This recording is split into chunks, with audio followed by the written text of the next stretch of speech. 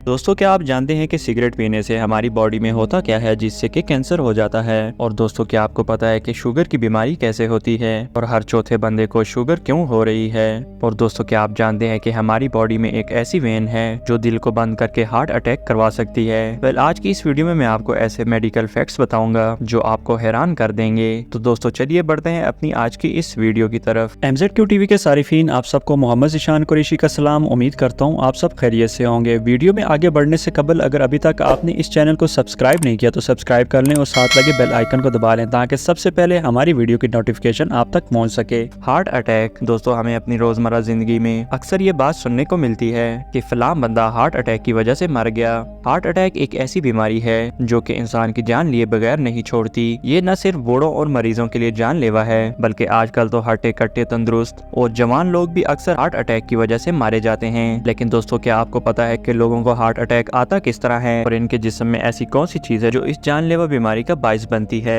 ये बात तो हम सब जानते हैं कि दिल इंसानी जिस्म का सबसे खास पार्ट है। इसका काम ब्लड और ऑक्सीजन को जिस्म के तमाम हिस्सों तक सप्लाई करना होता है। जैसे जैसे हार्ट पंप करता है, खून हमारे जिस्म की तमाम रगों में सर्कुलेट करता रहता है। असल में हार्ट के अंदर एओर्टा नाम की एक वेन होती है जिसका काम खून को दिल से लेकर पूरे जिस्म की नालियों में सप्लाई करना होता है। इसके अलावा इंसानी दिल के अंदर बहुत सारी टाइनी वेन्स होती हैं जिन्हें क्रोनी आर्टरीज कहा जाता है। इन आर्टरीज का काम दिल को खून पहुंचाना होता है। इस खून से हार्ट पंप करता है और फिर एओर्टा वेन इसे पूरे जिस्म में सप्लाई कर देती है। अगर आसान अल्फाज में कहा जाए तो क्रोनी आर्टरीज की वजह से ही हार्ट अपना काम सर अंजाम देता है। लेकिन जब कोई बंदा अपनी सेहत का ख्याल नहीं रखता और फैट मुसलसल खाता ही रहता है तो इन आर्टरीज में एसिड की एक ऐसी थिक लेयर बनना स्टार्ट हो जाती है। ये लेयर खून के गुजरने का रास्ता बहुत ही तंग कर देती है और हार्ट को पंप करने में मुश्किल पेश आती है। ऑफ कोर्स, अगर दिल को खून सप्लाई नहीं होगा तो वो पंप कैसे करेगा और खून को आगे कैसे भेजेगा। फिर एक वक्त ऐसा आता है जब इस ब्लॉकेज की वजह से आर्टरीज के अंदर ब्लड सर्कुलेशन बिल्कुल ब्लॉक हो जाती है और इसके बाद इंसान को हार्ट अटैक आ जाता है। ज्यादातर लोगों को तो लगता है कि हार्ट अटैक अचानक बैठे बैठे आ जाता है, लेकिन असल में ये काम हमारी अपनी ही गलतियों की वजह से होता है जो कि जिस्म को अंदर से इफेक्ट करता है और हमें पता ही नहीं चलता कि कब दिल काम करना छोड़ गया। शुगर। दोस्तों, शुगर एक ऐसी बीमारी है जो कि आजकल लोगों में बहुत ही कॉमन हो चुकी है। अगर हम अपने इर्द गिर्द देखें तो हर 3 अफराद में से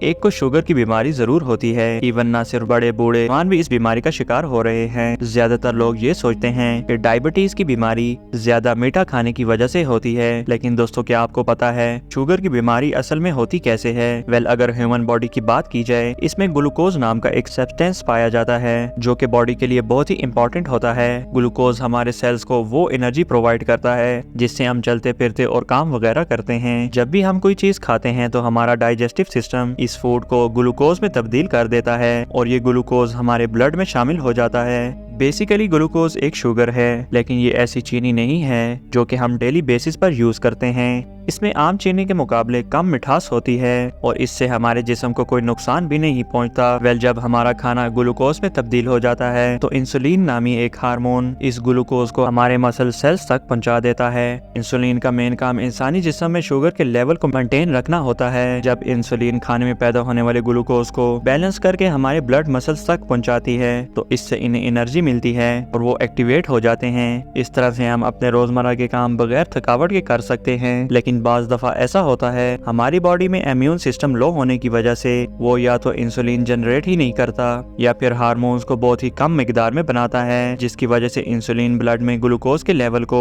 रेगुलेट नहीं कर पाती। से ग्लूकोज हमारे मसल तक पहुंचता ही नहीं है और खून के अंदर ही जमना स्टार्ट हो जाता है, जिस समय इंसुलिन के न होने की वजह से या फिर कम होने की वजह से ब्लड में शुगर का लेवल आहिस्ता आहिस्ता बढ़ना शुरू हो जाता है और आखिरकार बंदे को शुगर की बीमारी हो जाती है। आपने अक्सर डायबिटीज के पेशेंट्स को इंसुलिन के इंजेक्शन यूज करते देखा होगा। जब शुगर के मरीज का जिस्म इंसुलिन बनाना बिल्कुल बंद कर देता है तो इन्हें इंजेक्शन के जरिए आर्टिफिशियल इंसुलिन दी जाती है जो कि इनके ब्लड में जाकर ग्लूकोज को रेगुलेट करती है और इसे मसल्स तक पहुंचाने में मदद देती है। वेल, इसी वजह से शुगर के मरीजों को मीठा खाने से मना किया जाता है क्योंकि इनके खून में पहले ही ग्लूकोज की मिकदार ज्यादा होती है।